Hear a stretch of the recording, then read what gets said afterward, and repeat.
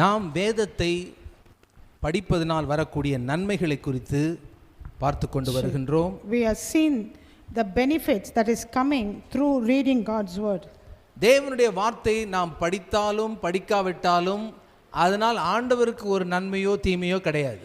By us reading God's word, by us studying God's word or not studying God's word does not have a positive effect or negative effect on God. நாம் படிக்கும் பொழுது நமக்கு அது நன்மையை தருகிறது. If we study God's word, we benefit from it.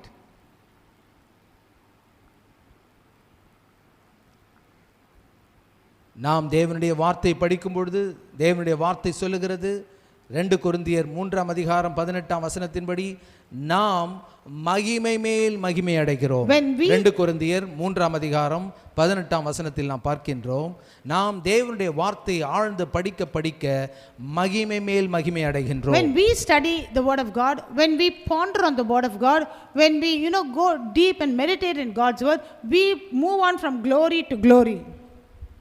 யாக்கோபு 1ஆம் அதிகாரம் 23ஆம் வசனத்தில் நாம் பார்க்கின்றோம், in James chapter 1 and verse 23 we see, வேத வசனத்தை நாம் படிக்கும் பொழுது வேத வசனம் ஒரு முகம் பார்க்கும் கண்ணாடியை போல நம்முடைய உருவத்தை நமக்கு காட்டுகிறது. when we study God's word is like a mirror for us to see our face.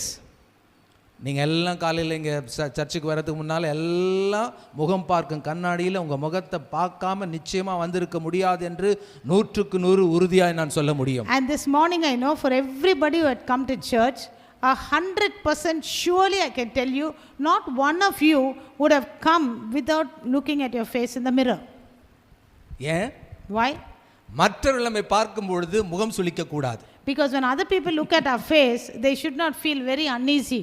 என்னப்பா தலை இப்படி வாரி வச்சிருக்காரு, என்னப்பா கோட்டு வாய் இருக்குது, என்னப்பா இப்படி இருக்குது, உங்களை கிண்டல் பண்ணாமல் இருக்கிறதுக்கு நீங்க அதுக்கு முன்னால ஜாக்கிரதையா பார்த்து செக் பண்ணி க்ளீன் பண்ணின்னு வரீங்க. Why you look at yourself in the face, look at your face, clean yourself and come, so that nobody would look at you and pass some disheartening remarks. Okay? குறிப்பாக பெண்கள், அதாவது குறிப்பாக பெண்கள், பொதுவாக பெண்கள் ஆண்களை காட்டிலும் அதிகமாக நேரத்தை செலவழிப்பார்கள் என்று சொல்லப்படுகிறது. ஆனால் என்னுடைய விஷயத்தில் அது வேற மாதிரி. Usually they say women spend a lot of time dressing and before the mirror, but in my case it's different. பெண்கள் உச்சி முதல் உள்ளங்கால் வரை ஒவ்வொன்றாக செக் பண்ணிட்டு தான் வருவாங்க.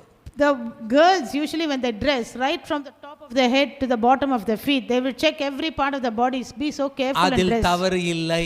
It is not at all wrong to take ஏனென்றால் நம்மை சரிப்படுத்திக் கொள்ளும் பொழுது அது நமக்கு நன்மதிப்பை சமூகத்தில் தருகிறது. Because when you take care of yourself, groom yourself well, it gives you a respect in the society. நம்முடைய தவறுகளை சரிப்படுத்திக் கொள்ள நமக்கு உதவி செய்கிறது. It helps us to correct the wrongs, corrects the problems in us. வேத வசனம் அப்படி நமக்கு உதவி செய்கிறதா? The same way does the word of God help you to correct yourself. வேத வசனத்தை படிக்கும் பொழுது உங்களுடைய சுவாப முகத்தை கண்ணாடியிலே பார்ப்பது போல அது உங்களுக்கு காண்பிக்கின்றதா? When you study God's word, does it seem like you are looking at yourself, your face in the mirror? Is it seen, your spirit is seen here? மகிமை குறைவாக இருக்கின்ற நீங்கள் இன்னும் மகிமை அதிகமாக பெற்றுக் கொள்கிறீர்களா? You that have less glory, as you study the word of God, do you move on from glory to glory to glory?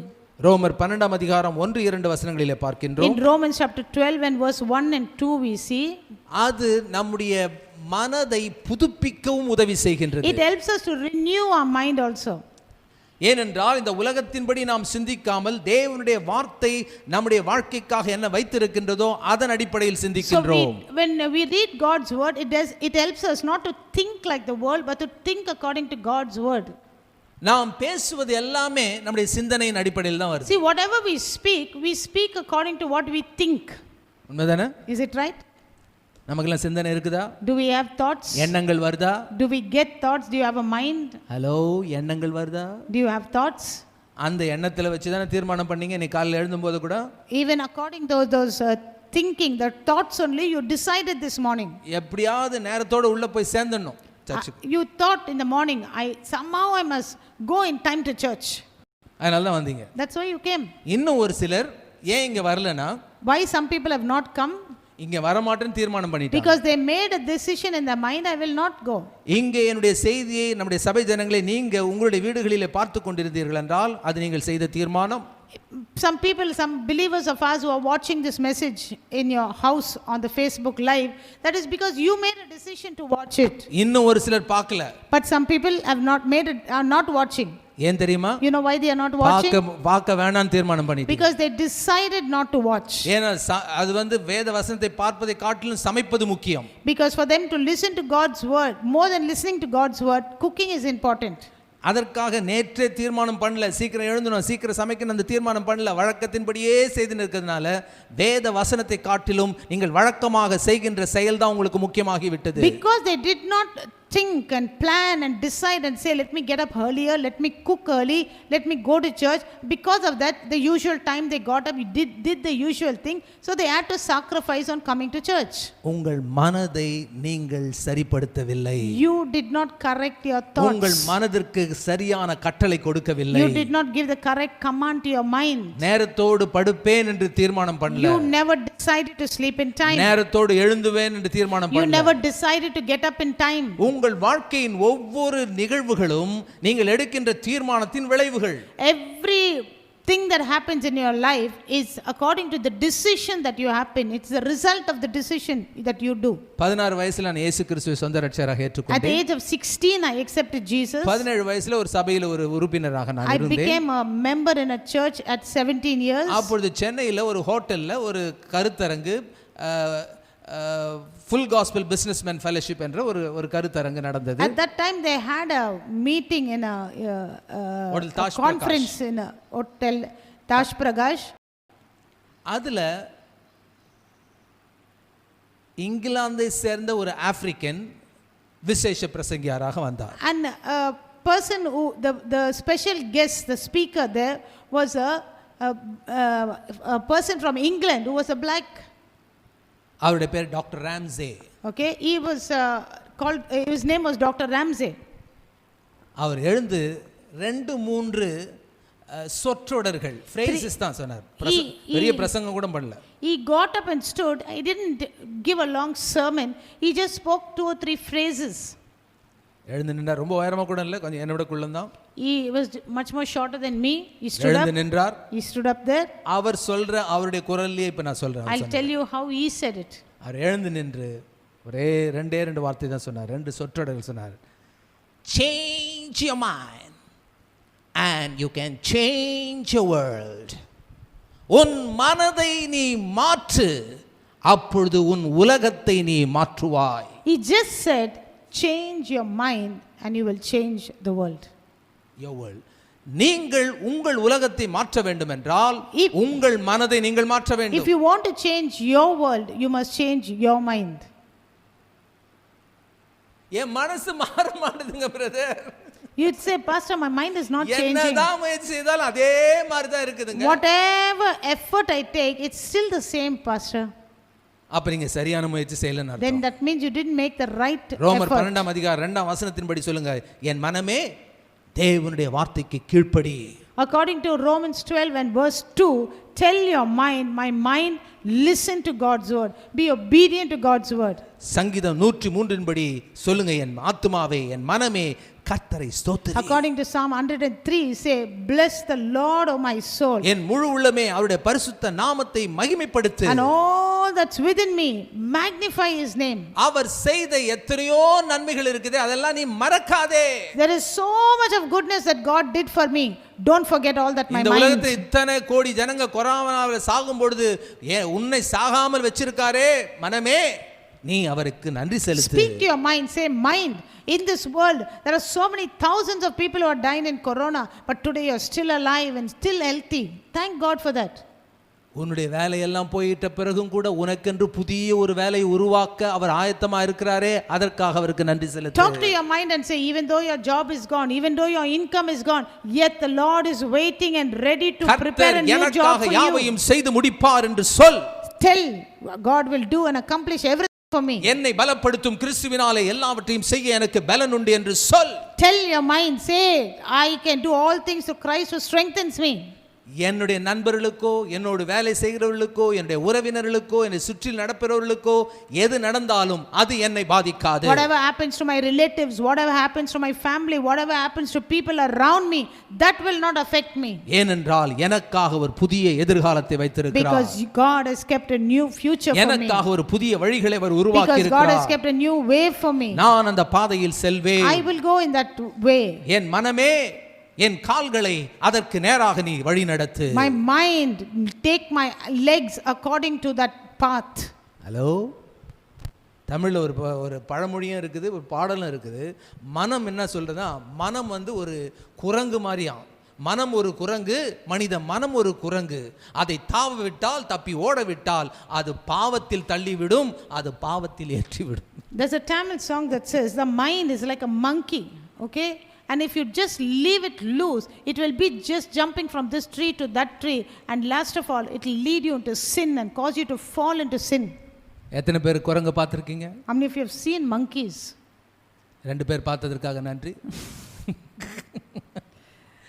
கண்ணாடியில் சில நேரத்தில் நம்ம பார்த்தோம்னா அங்க கூட ஒரு சில குரங்கு நீங்க பார்க்கலாம். 1 or 2 people have seen the monkey, thank God for them. But if you see the mirror, sometimes you'll see the monkey in the mirror. நான் சொல்வது தோற்றத்தை அல்ல, மனதை. I'm not talking about your appearance, I'm talking about the mind.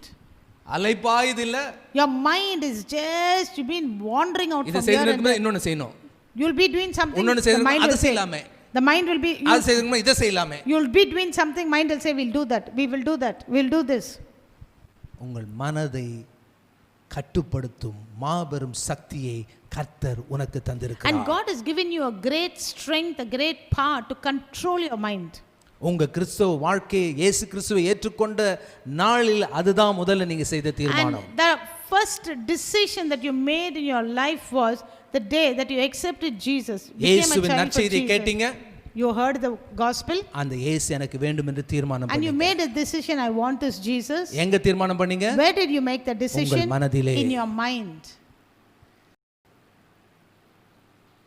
அவ்வளவு அருமையான தீர்மானத்தை மனசுல பண்ணிட்டு அதுக்கப்புறம் தப்பா தீர்மானத்தை ஏன் பண்ணினீங்க? Such a beautiful, wonderful, excellent decision you made in your mind to accept Jesus as your savior, but after that why do we make such wrong decisions in that same mind? உங்கள் வாழ்க்கையிலே நீங்கள் தீர்மானிக்கின்ற காரியங்களுக்கு எதிராக எதுவும் நடக்காது என்று நான் உங்களுக்கு சொல்லுகிறேன். And I'm telling you, the decisions that you make in our mind, nothing is going to happen. Nothing is going to happen contrary to those decisions in your life.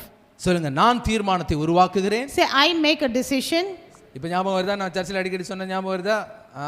வருதுங்க, எங்கேயோ லேசா கேட்ட மாதிரி இருக்குது. சொல்லுங்க, நான் தீர்மானத்தை உருவாக்குகிறேன். I make a decision. அந்த தீர்மானம் என்னை உருவாக்கும். And the decision makes me. அந்த தீர்மானத்தை எங்க பண்றீங்க? Where do you make that decision? எங்கங்க பண்றீங்க? Where do you make it? சொல்லுங்க, என் மனதிலே. Say, in my mind.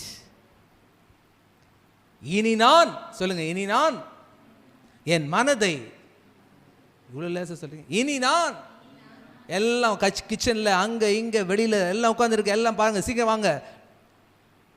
சொல்லுங்க, இனி நான் என் மனதை குரங்கு போல அங்குமிங்கும் ஓட அனுமதிக்க மாட்டேன். For all those who are watching me out there, wherever you are, look at me and repeat what I say. Say, henceforth, I will not let my mind jump around like a monkey. என் மனமே, நான் சொல்லுகின்ற வார்த்தைக்கு கீழ்ப்படி. Say, my mind, listen to the word that I am telling you. உலகத்தில் இருப்பவனை காட்டிலும் எனக்குள் இருக்கின்ற இயேசு பெரியவர். He that is in me is greater than he that is in this world. என்னை அழைத்த இயேசு வல்லமை உள்ளவர். He, Jesus who called me, is greater. என் வாழ்க்கையை மாற்றிய இயேசு கிறிஸ்து சர்வ வல்லமை உள்ளவர். And the God Jesus who changed my life is almighty. என் வாழ்க்கையிலே இனி நன்மையும் கிருபையும் என்னை பின்தொடரும். And after this, henceforth, goodness and mercy shall follow me all the days of my life. அவர் என் கையின் பிரயாசங்களை ஆசீர்வதிப்பார். He will bless the work of my hands. நானும் என் வீட்டாரோ வென்றால் கர்த்தரையே சேவிப்போம். As for me and my household, we will serve the Lord. சிங்க குட்டிகள் தாழ்ச்சி அடைந்து பட்டினியாக இருக்கும் கர்த்தரை தேடுகிற எனக்கோ என் குடும்பத்திற்கோ ஒரு நன்மையும் குறைபடாது. The young lions may lack and suffer want, but me and my family who seek after the Lord will not lack any good thing. நாம சிலர், இதோடு முடிக்கிறேன், நம்முடைய குடும்பத்தின் சூழ்நிலை, நாம் வளர்க்கப்பட்ட விதம், நம்மை சுற்றிலும் இருக்கிற ஜனங்கள், இதை தாண்டி நம்ம யோசிக்கவே மாட்டோம். We usually what we do is we don't think beyond our family, beyond the situation that we grew up in, beyond the circumstances that is around us. We don't think beyond that. இது என்னுடைய குடும்பம், This is my family, இது என்னுடைய வீடு, this is my house, இங்கே தான் நான் வாழணும், எனக்கு தலையில் எழுதி it வச்சிருக்காங்க, is written on my head that I must live in this house இங்கே only, தான் நான் சாவ போறேன், and I am going to die here only. இப்படி தான் நான் இருக்கிறேன், I am like this now, இதே போல தான் நான் சாவ I போறேன். will live, continue to live like this, I will continue to die like this. அது சாத்தானின் பொய். That is a lie from the devil. உன்னுடைய வாழ்க்கையை தீர்மானிப்பது உன் குடும்பம் அல்ல. Your family does not decide your உன்னுடைய future. வாழ்க்கையை தீர்மானிப்பது உன் உறவினர்கள் அல்ல. Your relatives don't decide your உன்னுடைய future. வாழ்க்கையை தீர்மானிப்பது உன் நண்பர்கள் அல்ல. Your friends don't decide your உன்னுடைய future. வாழ்க்கையை தீர்மானிப்பது உன் சூழ்நிலைகள் Your அல்ல. situations don't decide your உன்னுடைய future. வாழ்க்கையை தீர்மானிப்பது உன்னை பாவத்தின் உளையான சேற்றிலிருந்து தூக்கி எடுத்து நீதியாகிய இயேசு கிறிஸ்துவுக்குள்ளாக உன்னை மாற்றி கண்மனையின் மேல் உன் கால்களை நிறுத்திய இயேசு அதை தீர்மானிக்க முடியும். And your decision that is going to change you is the decision that you made to accept Jesus as your personal savior, live for him, read his word. The God that took you out of the miry clay and caused you to stand on the rock, he is going to change you. சொல்லுங்க, கர்த்தர் எனக்காக யாவையும் செய்து முடிப்பார். Say, God will do and accomplish everything for me. என் கண்கள் அதை காணும், My eye will see it, அதை கண்டு ஆச்சரியப்படும். and my eye will see it and be surprised. ஆச்சரியம் இந்த மாதத்தின் முடிவுக்குள்ளாக உங்களுக்கு காத்திருக்கிறது. Surprise is waiting for you at the end of this month. புதிய மாதத்தில் புதிய காரியங்களை கர்த்தர் நமக்காக And செய்ய for the new போகிறார். month, God will do new things for us. சிலர் கேக்குறாங்க, எவ்வளவு சீக்கிரங்க அது நடக்கும் புது மாசத்துல? Some people ask me in this new month, how அப்படி fast நீங்க will it கேக்குறது என் happen? காதுல விழுது. You are asking that. It's falling on my ears. எவ்வளவு தீவிரமாக இதை செய்கிறீர்களோ, எவ்வளவு தீவிரமாக இந்த பிரசங்கத்தில் நான் சொன்ன காரியங்களை வாழ்க்கையிலே பயன்படுத்துகிறீர்களோ, எவ்வளவு தீவிரமாக உங்கள் மனதை புதுப்பிக்கிறீர்களோ, அவ்வளவு சீக்கிரமாக பதில் உங்களை தேடி வரும். To the fervency that you have heard this word of God, to which fervency you take this word that I taught you and apply it in your life and follow those steps that I taught you, to that extent a new thing will happen in your life. கர்த்தர் உனக்காக எனக்காக அதை செய்து முடித்து விட்டார். அது நம்மை தேடி வந்து And the கொண்டிருக்கிறது. Lord has done it and accomplished it for you and for me, and the results of that is coming searching after you. நாமே அவர் எழுந்து நிற்போம். Shall we all stand up? ஹalleluya. கிருபையும் அன்பும் நிறைந்த பரலோக Allah, தேவனே, Father full of mercy and grace, Lord, உம்முடைய அன்புக்காக நன்றி I செலுத்துகிறோம். thank you for your love, Jesus. இம்மட்டும் எங்களை தீமையிலிருந்து, வியாதியிலிருந்து, கொள்ளை நோயிலிருந்து பாதுகாத்தீரே, உமக்கு நன்றி. Thank you that till now you took care of us, Lord, from our sickness, from plagues, from so much of destruction around us. எங்களுடைய பொருளாதார தேவைகளை, ஆவிக்குரிய தேவைகளை, சரீர தேவைகளை, ஆன்மீக தேவைகளை சந்தித்தவரே, தொடர்ந்து நீ சந்திக்க போகிறபடியால் We உமக்கு நன்றி thank you, Lord, that செலுத்துகிறோம். you took care of our physical need, our spiritual needs, our mental needs, Lord. All our needs you took care of. We thank you for எங்களுடைய that, Lord. குடும்பத்திலே கூட இன்னும் ஒரு சிலர் வியாதியோடு இருக்கலாம், பிரச்சனையோடு இருக்கலாம், மன கவலையோடு இருக்கலாம். அவர்களுக்காகவும் நாங்கள் பரிந்து பேசுகின்றோம். And even we intercede for people in our family, Lord, who still is in sickness, in Father God, who are still in problems.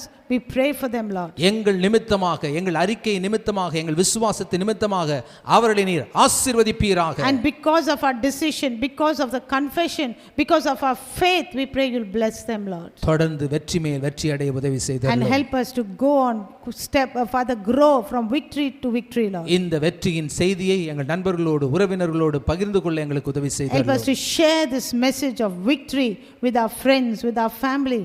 பிதா குமாரன் பரிசுத்தாவின் நாமத்தினாலே உம்முடைய செய்தியை கேட்ட ஒவ்வொருவரையும் நீர் And we ஆசீர்வதிப்பீராக. pray, Father God, for all those who listened and are going to listen to this message, that you will bless them in the name of the Father, Son, and the Holy Spirit. இயேசு கிறிஸ்துவின் வல்லமுள்ள நாமத்தில் பிதாவே. In Jesus' precious name we pray, Father. Amen.